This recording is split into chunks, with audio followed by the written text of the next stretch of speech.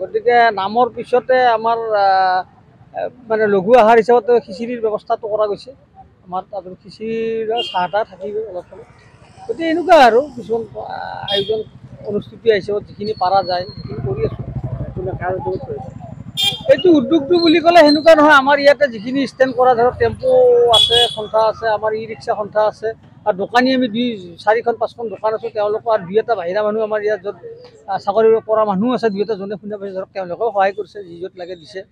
গতিকে এনেকুৱা হিচাপত বস্তুখিনি হৈ গৈছে। ইয়াত কোনো কমিটি বা হেৰি বুলি কথা নাই আৰু।